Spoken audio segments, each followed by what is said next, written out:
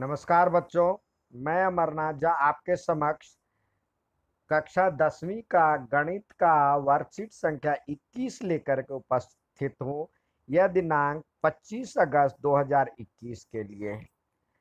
इसमें हम दो चर वाले रैखिक समीकरण का योग निकालना सीखेंगे विलोपन विधि द्वारा। इससे पहले हम प्रतिस्थापन विधि के बारे में हमने सीखा था। हमने ये भी पता है जो कि तीन विधियां, दो तरह की विधियां होती है। एक तो होता है ज्यामितीय विधि, ग्राफिकल मेथड ज्यामितीय, और दूसरा होता है बीजगणितीय विधि। इसके भी दो रूप थे, एक था प्रतिस्थापन और दूसरा था विलोपन। तो हमने ज्यामितीय वाला पहले सीख लिया, प्रतिस्थापन वाला इससे पहले सीखा। अब विलोपन वाला हम इसमें सीखेंगे आज के वर्कशीट में। आइए देखते हैं विलोपन की विधि। विलोपन जैसे कि नाम से ही स्पष्ट है, विलोपन यानी विलुप्त कर देना। दोस्तों, मैंने एक फिल्म देखी। फिल्म के हीरो को एक मशीन मिलती है जिससे वह गायब हो सकता है। वह किसी को भी दिखाई नहीं देता। वह समाज से भ्रष्टाचार विलोपित करने का प्रयास करता है। समाज में बुरे तत्वों को सबक सिखाता है, यानी उसको गायब कर देता है। तो ये हंस रहा हा हा हा।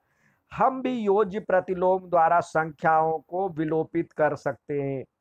देखिए, 4 में से 4 घटाया तो 0 आ गया। 12 में से 12 का योज्य प्रतिलोम -12 है, तो 12 का 12 से घटाए या -12 जोड़े तो 0 आया। -9 में 9 जोड़े तो 0 आया। इसी प्रकार हम समान पदों को भी विलोपित कर सकते। समान पदों का भी हम विलोपित करेंगे, एक में प्लस हो एक में माइनस हो, यानी योज्य प्रतिलोम द्वारा। तो 3x में से 3x घटा लिए, 0 हो गया। -4y में +4y जोड़ दिए तो 0 हो गया। -2x में -2x, यानी ये माइनस माइनस मिलकर के प्लस हो जाएगा। तो ये 2x प्लस का, ये 2x माइनस का, तो 0 हो गया। इसी प्रकार उचित गुणांक भरिए, यहाँ पे दिया हुआ है, तो आइए यहाँ भरने का प्रयास करें। यहाँ पे दिया हुआ है 3y में से कितना y घटाए कि 0 हो जाए, तो 3y घटाए। 4x में से कितना x प्लस करें तो 0 हो जाए, -4x। 2x में से कितना x घटाएं कि 0 हो जाए, 2x। यहां दिया हुआ है 5x में से 5x घटाए तो 0 हो जाएगा। 7a में -7a घटाए तो 0 हो जाएगा। ठीक है, आइए आगे देखते हैं। अब दिया हुआ है विलोपन विधि। किसी एक चर के गुणांकों को समान बनाने के लिए हमें देखना है विलोपन में, ये जो है दो चर वाले समीकरण, तो किसी एक चर को के गुणांकों को हमें बराबर करना है। दोनों समीकरणों में से किसी अचर संख्या को किसी एक या दोनों समीकरणों को किसी अचर संख्या से गुणा करना है।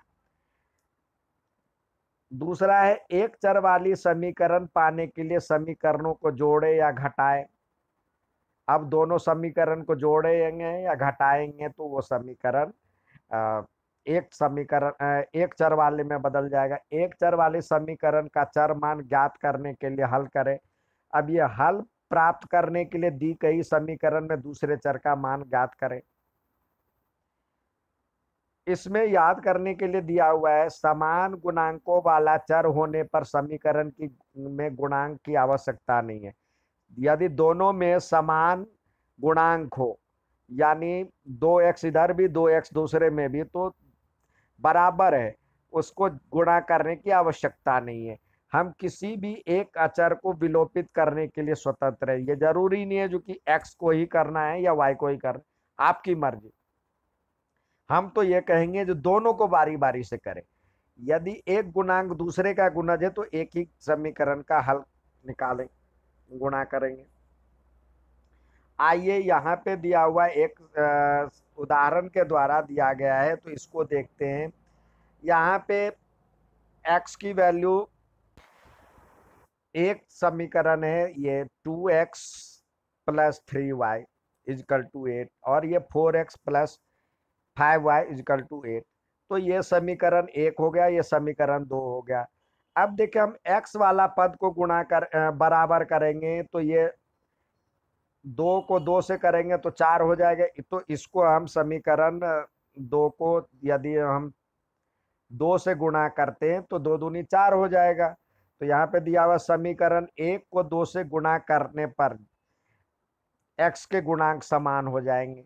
साथ ही तो ये दो से गुणा करेंगे तो ये हो जाएगा 4x plus 6y is equal to 8 to जा 16, और 4x plus 5y is equal to 8 है। अब देखिए, देखेंगे यदि दोनों में चिन्ह समान है तो हम घटाएंगे, एक में से दूसरे को घटाएंगे। घटाने पे नीचे वाले का चिन्ह बदल जाता है, यह प्लस था तो यह माइनस, घटाएंगे दूसरा चरण। तो इससे ये कट गया, ये हो जाएगा 6x में से 6y में से 5y गया, बचा y, और इधर से बचा 16 में से 8 गया 8। अब क्या करें, इसकी वैल्यू समीकरण जो किसी भी समीकरण में रख दे, समीकरण एक में या समीकरण दो में, किसी भी समीकरण में y का मान रखने पर, तो y का मान रखने पर समीकरण में, तो ये हो जाएगा इसका आंसर। आइए हम एक और तरीके से सीखें जो कि आपको अच्छा लगेगा अपनी तरह से। यहाँ पे वही सवाल है, इसको आसानी से बनाने के लिए और समझते हैं। तो देखिए ये समीकरण एक है, इसको समीकरण एक हमने माना और इसको समीकरण दो माना। अब क्या करना, x को बराबर करना है। तो हम क्या करेंगे, समीकरण पहले ही लिख ले, समीकरण या इसको हम इक्वेशन 1 है और इक्वेशन 2। अब देखिए इसको 2 से मल्टीप्लाई करेंगे ऊपर वाले को, तो ये 2 2 जा 4 हो जाएगा 2। अब ये दोनों में चिन्ह देखे, दोनों में यदि एक समान चिन्ह है तो माइनस करेंगे, और दोनों में अलग अलग चिन्ह हो तो हम प्लस करेंगे। अब देखिए ये पहला 2 से मल्टीप्लाई किए तो हो जाएगा 4x, और 3 2 जा 6y, और ये 8 2 जा 16। और इसको करें तो ये तो वैसे ही है 4x plus 5y is equal to 8। अब माइनस कर रहे हैं तो सबका चिन्ह, नीचे वाले का चिन्ह बदल जाता है, ये जो प्लस था वो माइनस में हो गया। अब इसको हम सॉल्व करते हैं, तो ये हो गया, आप 4 में से 4 गया तो ये कट गया, ये हो जाएगा 6y में से 5y गया तो ये हो जाएगा y, और ये 8 था प्लस में, अब ये माइनस हो गया, 16 में से 8 गया तो ये 8 बचा, ये आपका आ गया। अब दोबारा क्या करना, y के पद को बराबर करना। इससे क्या होगा, यदि अब हम हमारा किसी कारणवश माइनस प्लस में गलती हो गया तो आपका ये आंसर गलत तो हो ही जाएगा, और इसी पे डिपेंडेंट दूसरा भी आंसर है, क्योंकि इसी की वैल्यू पुट करके आप दूसरा निकाल रहे हैं, y का निकाल रहे हैं, तो आपको वहां गलती हो सकती है। तो आइए अब इसी को अब y के टर्म को बराबर करें, एक बार और करें y के टर्म को बराबर। तो देखिए यहाँ पे ये जो इक्वेशन 1 था, इक्वेशन 1 को इसको इसको यदि हम 15 बनाए तो इसको 5 से और इसको 3 से करें तो हो जाएगा 15। आइए देखते हैं, इसको करते हैं तो ये ये हो जाएगा आपके पास 2x को 5 यानी समीकरण 1 को 5 से करें और दोनों में समान चिन्ह है तो यहाँ भी माइनस करेंगे और समीकरण इक्वेशन 2 को हमने करना है 3 से। ये जो आप इसमें लिखेंगे तो ये यहाँ भी यही कह रहा है, समीकरण 1 को 5 से, समीकरण 2 को 3 से किए। आइए अब 5 से गुणा करें तो 5 2 जा 10x और प्लस 5 3 जा 15 y इजकल टू 8 5 जा 40। दूसरा है 4 दूनी 3 से कर रहे हैं 12x, 4 तिया 12x प्लस 5 तिया 15y और 8 तिया 24। अब माइनस करते हैं, माइनस माइनस माइनस, ये इसको घटाएंगे तो ये हो जाएगा -2x, ये तो कट गया, इजकल टू हो जाएगा 24 में से 40 में से 24 गया तो 40 में से 24 जाने पे कितना आ रहा है, ये आ रहा है आपका 40 में से 24 गया तो आपका आ रहा है 16। अब x की वैल्यू क्या आ जाएगी, 16 बटे -2 तो 8 2 जा और ये माइनस बचा -8। यहाँ भी देखे, यहाँ भी आया था y की वैल्यू -8, x की वैल्यू -8, यहाँ भी x की वैल्यू -8। तो हम इस तरीके से ही बनाए तो बेहतर है। x इजकल टू हो गया -8 और y इजकल टू हो गया 8। यहाँ हमने x इजकल टू -8 निकाला था और y इजकल टू 8 था पहले से निकला हुआ, तो ये यहाँ भी आया। तो दो तरीके आपने सीख लिया, जो उचित लगे आप उसकी, जो आप अच्छे तरह से प्रैक्टिस करें वो उससे आप प्रैक्टिस कर सकते हैं। आइए स्वयं प्रयास कीजिए के तहत सवाल दिए गए हैं, तो आइए प्रयास करें। यहाँ पे आपके पास दो सवाल दिए हैं, एक ये और दूसरा ये, तो इसको पहले बराबर करते हैं। ये देखिए, इसको समीकरण 1 इसका और इसको 2, तो हमें पहले पद को बराबर करना है। पहले x के टर्म को बराबर करते तो यहाँ पे 3x है, यहाँ नहीं है, तो हमें पहले लिखे 1 और यहाँ पे समीकरण 2। समीकरण 1 को हमने किससे मल्टीप्लाई करना है, 1, क्योंकि 3 है ही तो यहाँ पे 3 से करेंगे, 2 को 3 से करेंगे तो हो जाएगा। और यहाँ पे दोनों में प्लस का साइन है तो क्या करेंगे, दोनों को माइनस करेंगे। तो अब इससे बना आपका 3x plus 4y is equal to 10, समीकरण 1। और माइनस में 3 से मल्टीप्लाई करें तो 3x और -3y इजकल टू हो गया 3। अब माइनस कर रहे हैं तो चिन्ह बदल जाएगा, तो ये सबका माइनस, ये माइनस था तो ये प्लस। अब ये तो कट गया, ये हो जाएगा 7x 7y और ये हो जाएगा 7, तो y इजकल टू हो गया 1। ठीक है, अब x के पद तो निकल गए, y का पद बराबर कीजिए।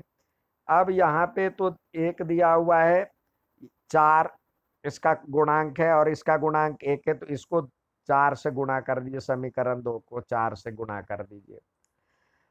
और दोनों में अलग अलग चिन्ह, एक में प्लस है एक में माइनस है, तो यहाँ पे प्लस करेंगे। समान चिन्ह रहे तो घटाएंगे और समान में माइनस करेंगे, तो यहाँ हो जाएगा 3x plus 4y is equal to 10। अब ये हो जाएगा, 4 से कर रहे हैं, 4x प्लस, नहीं यहाँ माइनस है, 4y इजकल टू 4। अब इसको सॉल्व करें तो ये तो कट जाएगा, ये और ये इसको करेंगे तो ये हो जाएगा, जमा करेंगे तो 7x इजकल टू 14। तो x इजकल टू क्या हो जाएगा, 14/7 यानी 2। तो इस तरह से हमारे पास क्या निकल गया, x इजकल टू 2 और y इजकल टू 1। इसमें क्या खासियत है, यदि एक गलत भी हो जाता है तो दूसरा सही होने की सही हो सकता है, क्योंकि एक पे दूसरा डिपेंडेंट नहीं है। तो इसी विधि को प्रैक्टिस करें बच्चों, तो आप इसमें अच्छे से यदि प्रैक्टिस करेंगे तो आप अच्छे नंबर ला सकते हैं, यह कभी भूलेंगे नहीं। अब दूसरा इसी का दूसरा पार्ट है, तो आइए करें। यहाँ पे 3y-5z इजकल टू 4 दिया हुआ है। तो देखें, किसी एक को बराबर करना है। पहले यहाँ पे 3y दिया हुआ है और यहाँ पे 9y दिया हुआ है, तो इसी को 3 से करेंगे तो हो जाएगा इसका समीकरण 1, और इसको समीकरण 2 2 नाम दिए। तो इक्वेशन 1 को हमने करना है 3 से, और दोनों में समान चिन्ह है तो हम क्या करेंगे, घटाएंगे, समीकरण 2 घटाएंगे, तो ये हो जाएगा आपका 3×9 y और -5×15 z इजकल टू 4×12, 3 से कर रहे हैं, और ये हो जाएगा 9y और -2z इजकल टू हो जाएगा 7। अब माइनस कर रहे हैं तो ये चिन्ह बदल जाएगा। ये आपका तो 9 में से 9 चला गया, कट गया, ये हो जाएगा -13z, और 12 में से 7 गया तो कितना बचा, 5। तो x z की वैल्यू हो जाएगी z इजकल टू 5/-13, यानी इसको लिख सकते हैं -13/5, सॉरी -5/13। अब x के पदों को बराबर, z के पद टर्म को बराबर कीजिए। z के टर्म को यदि बराबर करते हैं तो हम क्या करेंगे, यहाँ पे 2 है, यहाँ पे 5 है, तो इक्वेशन 1 को 2 से करें, ये वाले से इसको और इस वाले से उसको, और दोनों में माइनस है तो यहाँ पे समान चिन्ह है तो यहाँ पे माइनस करना होगा, और समीकरण 2 को 5 से करते हैं तो ये हो जाएगा 5×15 y, और 2 से कर रहे हैं, पहले वाले को 2 से कर रहे हैं तो 6y -5×10 z इजकल टू 4×8, और दूसरे को 5 से कर रहे हैं तो 9×5 = 45y, और -5×2 = 10z, और 7×5 = 35। अब नीचे जो है सबका चिन्ह बदल जाएगा, ये प्लस ये। अब ये तो कट गया आपका, इधर बचा 45 में से 6 गया तो बचा -39y,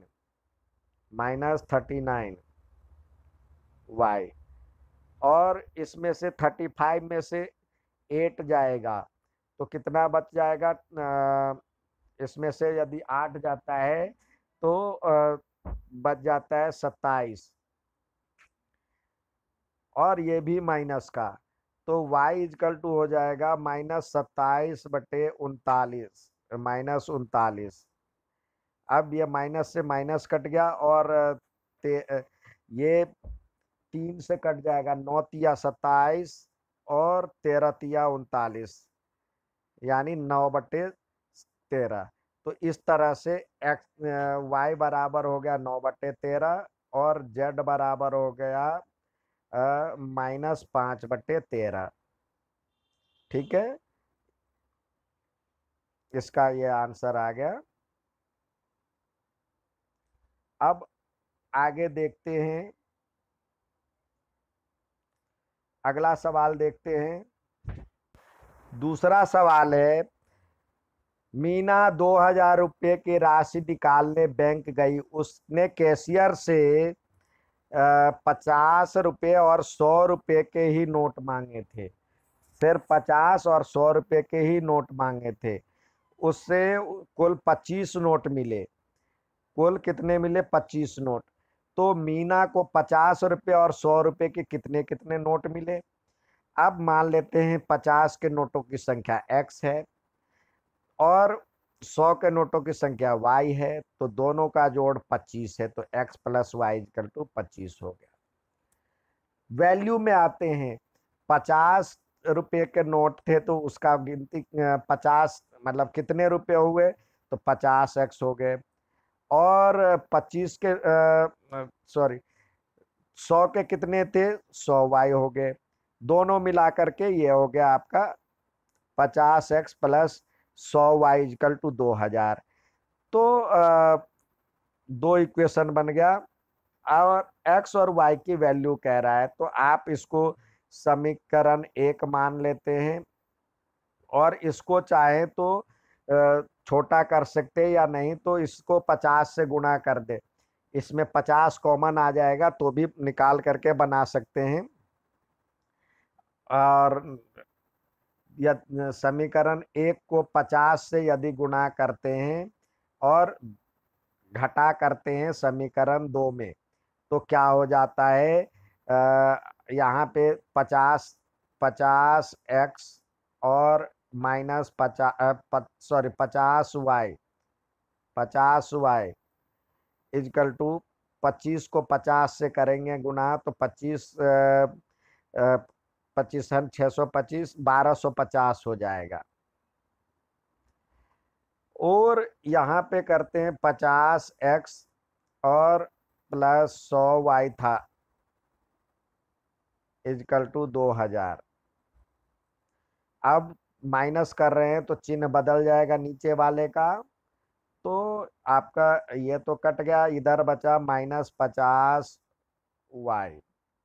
ये -50y बचा इजकल टू हो जाएगा, इसमें से घटाएंगे तो ये हो जाएगा आपका 750 माइनस का 750। तो y इजकल टू क्या हो जाएगा?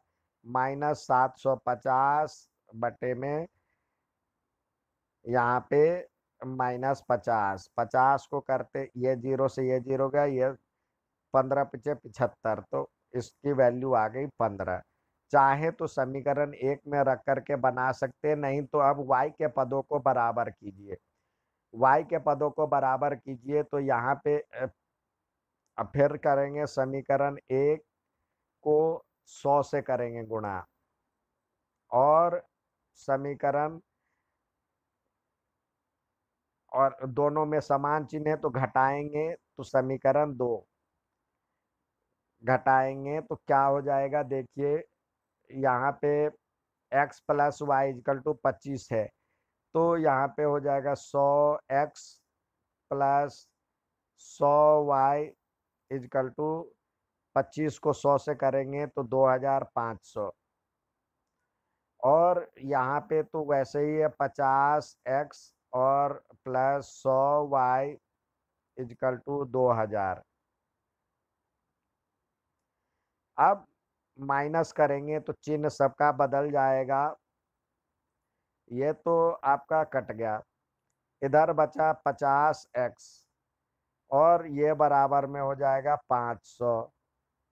तो x की वैल्यू क्या आ जाएगी?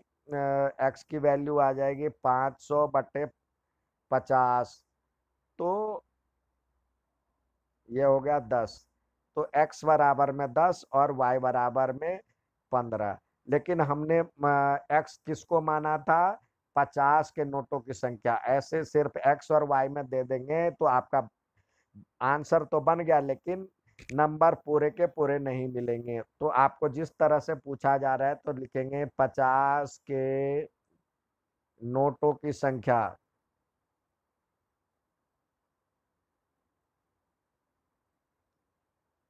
बराबर में x था, x बराबर में 10, और 100 के नोटों की संख्या